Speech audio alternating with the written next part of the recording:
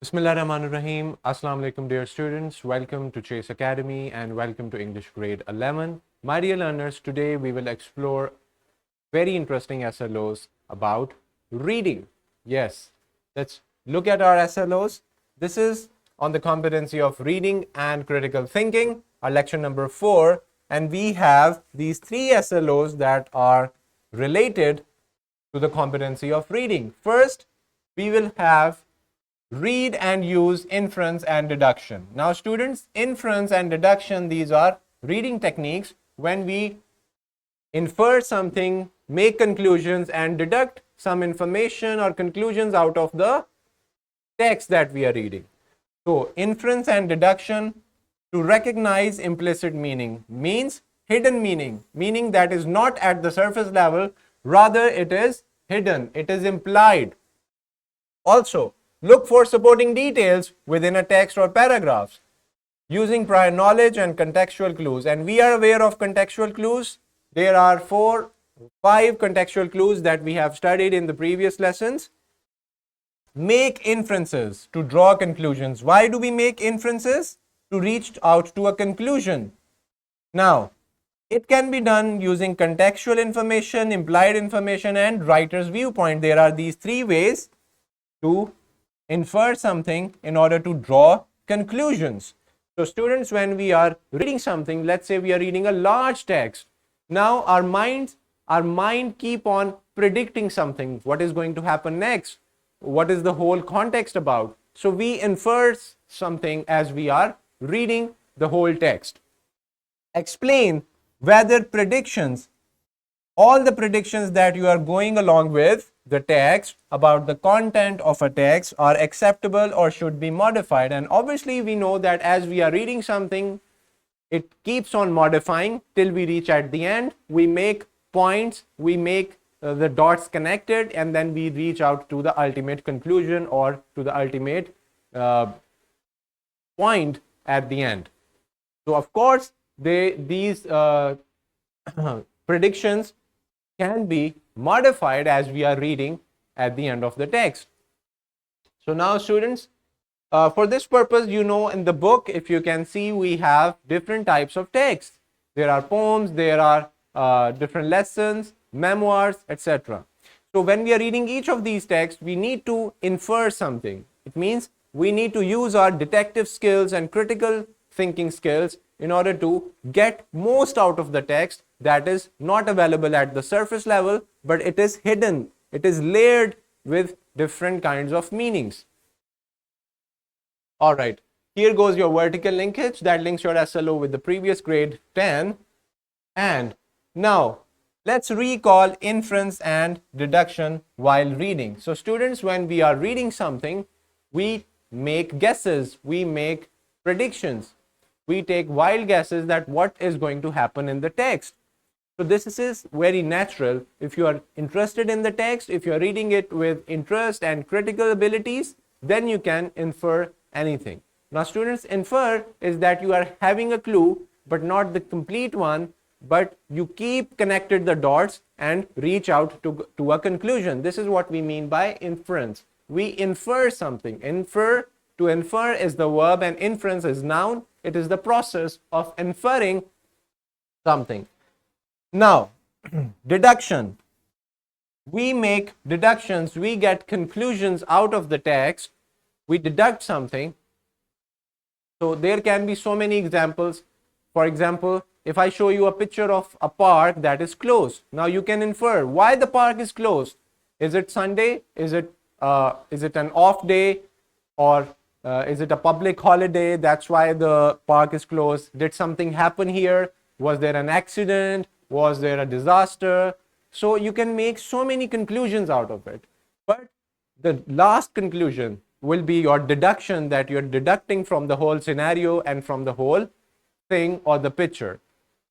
Now, if you see a boy who's crying and there's a cone in the hand, an empty cone, you can deduct that the boy is crying because of so and so reasons. So this is how your detective skills, your inference and deduction skills work. What do we mean by context clues? Students, context is all the surrounding of the word that is under discussion or a phrase.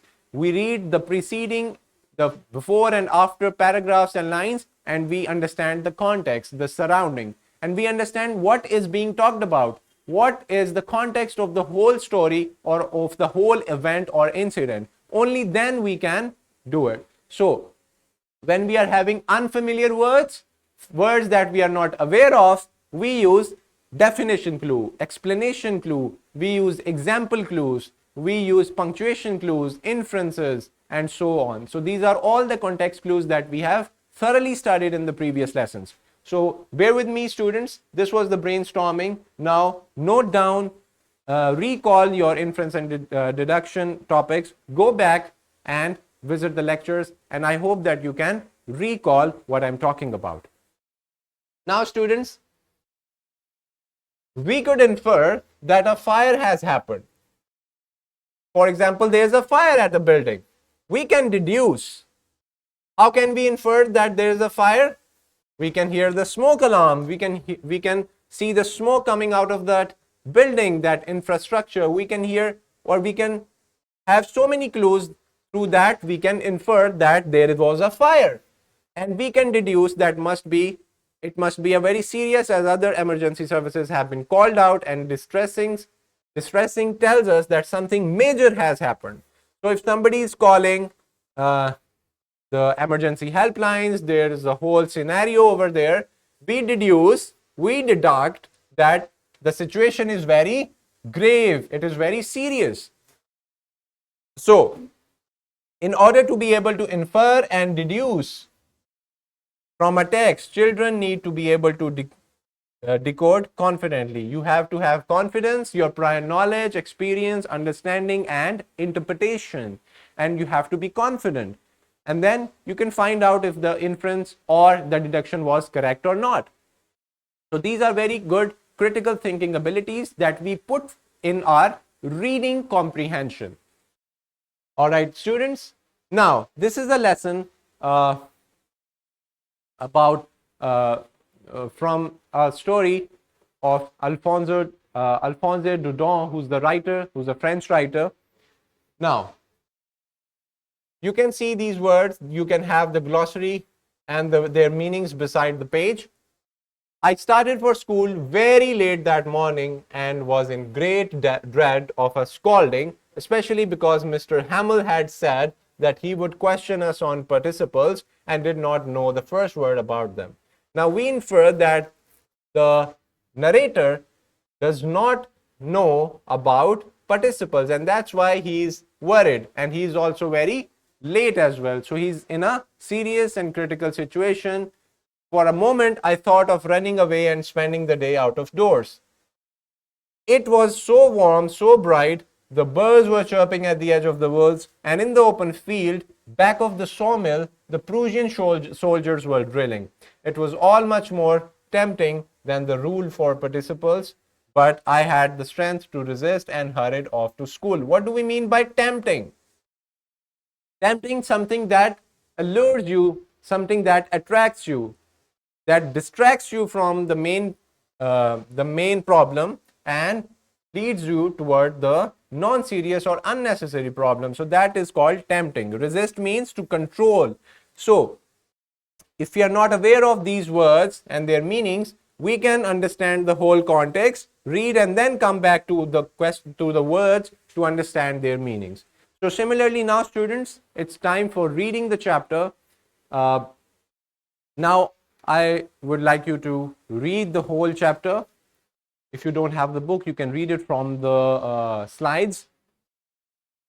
Now,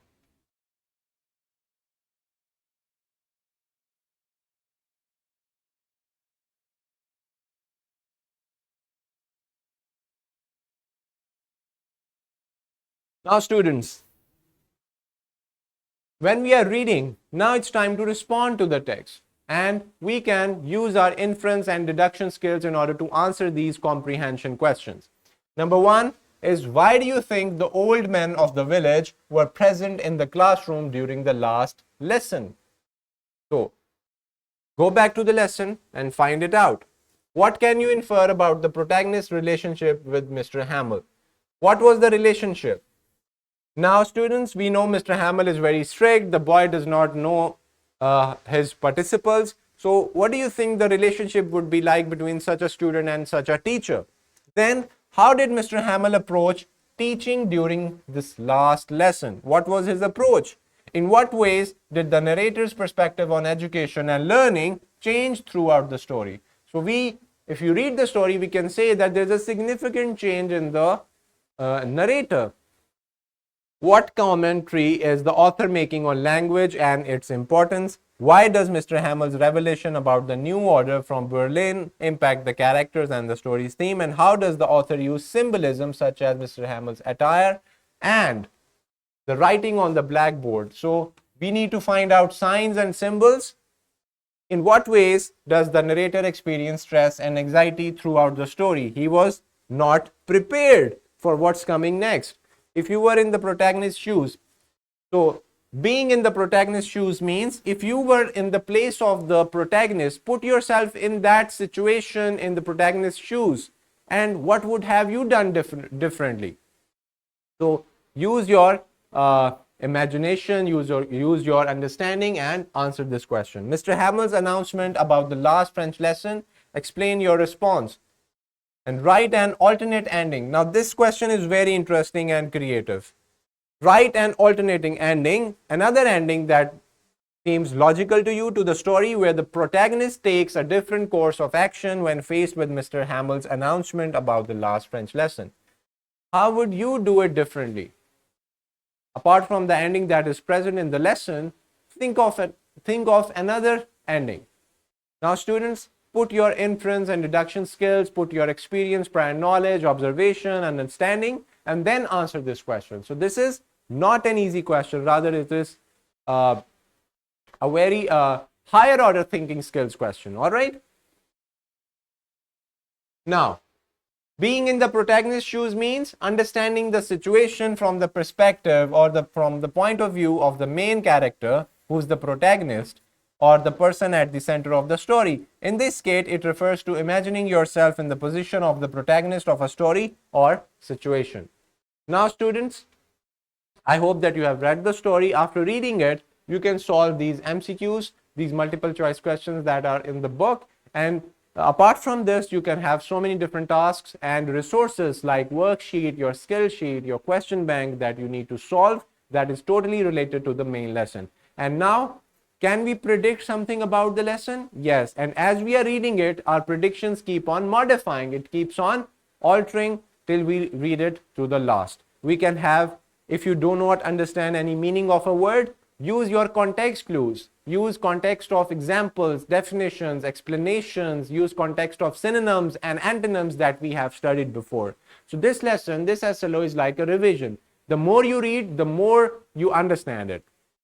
And some questions require you to answer critically using your inference and deduction skills. Here is a worksheet where you have to read this passage over here. What type of job does Paul do? And how do you know this? How do you get the idea? Describe the role of Alice. What in the text supports your description? So you need to give evidence as well. And you need to add your inference and deduction skills as well. So in inference, why do we do it? Because minimum thing is said. We need to make our points, connect some things together and then come up with a new thing and then deduct something and make a conclusion. All right. So this is all about today's lecture, dear learners. I hope that you can understand it quite well and solve the rest of the activities and resources. This is me, your instructor Zahmeet. I'm wrapping up the lecture. All these resources are available for you. I'll see you in the next video lesson. Till then, take care of yourselves and Allah.